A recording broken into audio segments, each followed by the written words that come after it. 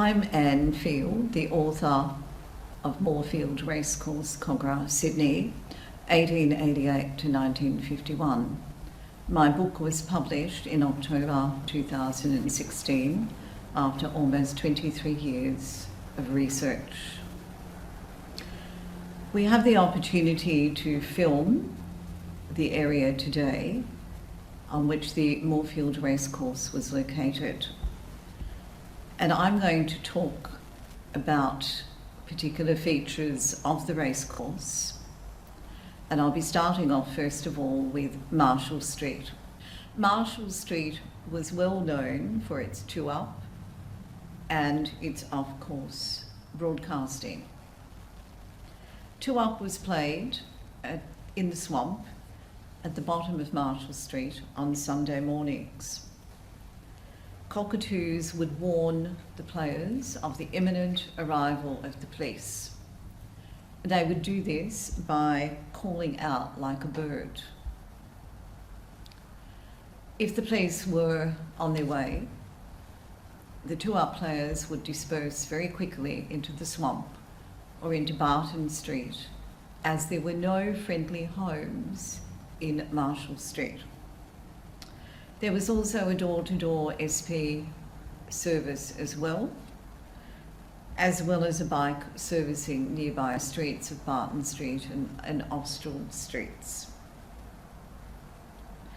7A Marshall Street had a sloping roof, and it was on this roof that the children had the opportunity to watch the races. I'm also told by the locals that during the 1940s that the police would walk on the inside of the paling fence and would tell the children to get off the racecourse fence. The children, of course, hopped up again as the horses went by. Children would often stand on the saddle of their bike, which enabled them to actually look over the racecourse. Broadcasting for commercial networks was not allowed on the course until possibly the late 1940s. Commercial callers had to battle the race clubs who feared that attendance would drop. So Marshall Street became well known for its off-course broadcasting. The most well-known broadcasting site was 27 Marshall Street. The house there had a box located on top of the house. It was likely that that box was on the house during the 1930s, and it was believed that Ken Howard broadcast from here. Number 35 Marshall Street had 2UE broadcasting from a stand in the rear yard, and apparently 2KY broadcast from the front veranda. Mrs. Erickson, whom I spoke to in the mid-1990s, told me that her mother prepared afternoon tea for the broadcasters, and they had broadcast there for possibly 10 years. The remaining broadcasting site was at 43 Marshall Street. The original stand had been located on where the private hospital, St George Private Hospital, is today, which was originally the laundry of the St George Hospital. The stand was taken from this site, was taken then to the Lukens home, and it remained there until it was demolished in the mid-1960s. One resident told me that he got leeches out of the swamp. He sold those to the trainers, who used them for bruises and sores on the horses. Tortoises and eels were found in the swamp. Wild ducks and redbills were in fact plentiful. The children picked blueberries, and there were several small islands of tea trees and blue water lilies. Water hens were in fact sometimes found on the track. And of course, as I have already mentioned, two-up was held at the 7 furlong post. One of the stories about the swamp, which I really like, is the story of George Podmore, who was riding a horse which actually went straight through the outside rail and into the swamp. George came out covered in mud and noticed that his hat was still in the swamp.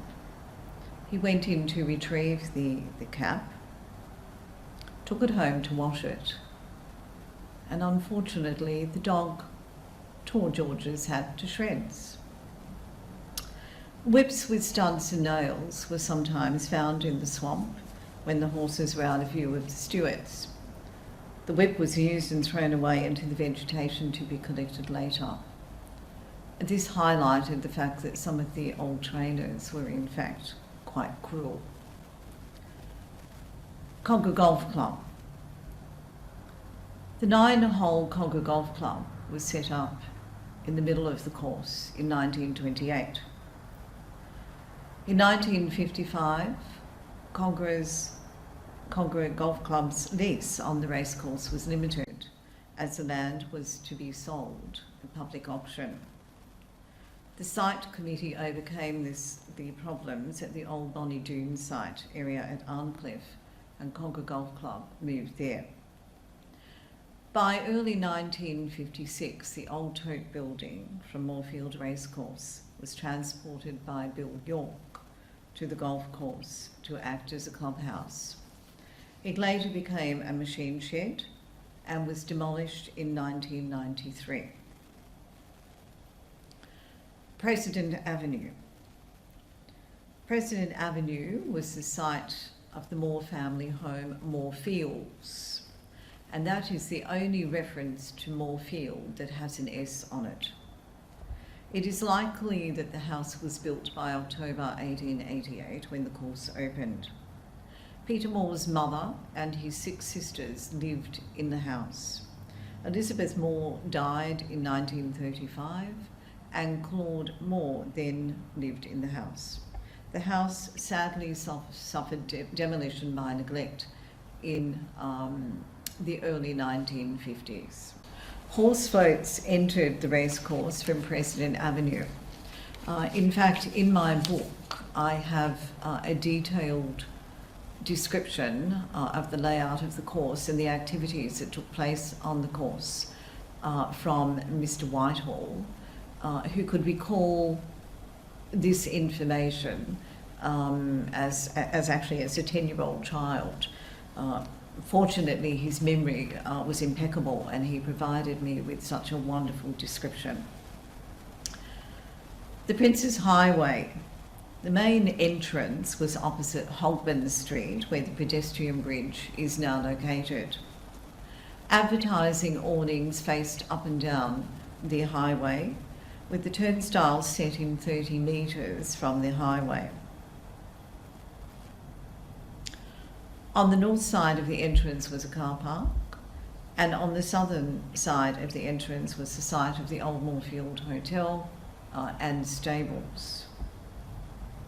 The fence was largely 6 foot in height, but the section where the advertising awnings were located was in fact much taller. All buildings on the racecourse were demolished by early 1956.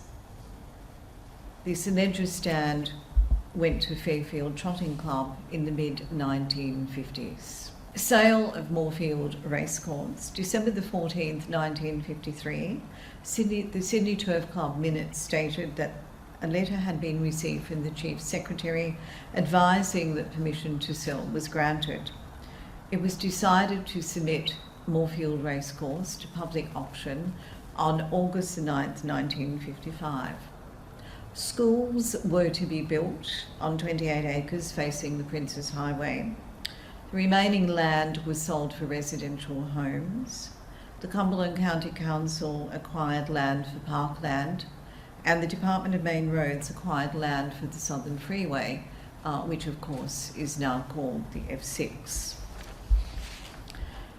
The last race meeting was held on the 14th of July 1951. Moorfield's closure was announced in 1953. The racecourse remained open until mid-1955, it was where it was used for barrier trials and for track work. St Patrick's Church. On April the 29th, 1877, St Patrick's Church foundation stone was laid.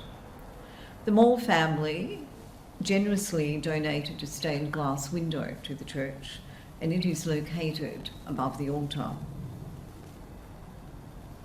The church originally had a very tall bell tower, which was removed in 1967 for safety reasons. It was well known in the 1930s that Father O'Driscoll was a mad punter who used to get into the church tower to watch track work. But Father O'Farrell was also a keen punter and was well known to watch the races from the steps of the church. There was a gate across the road from the Catholic Church so that the priests could enter the racecourse.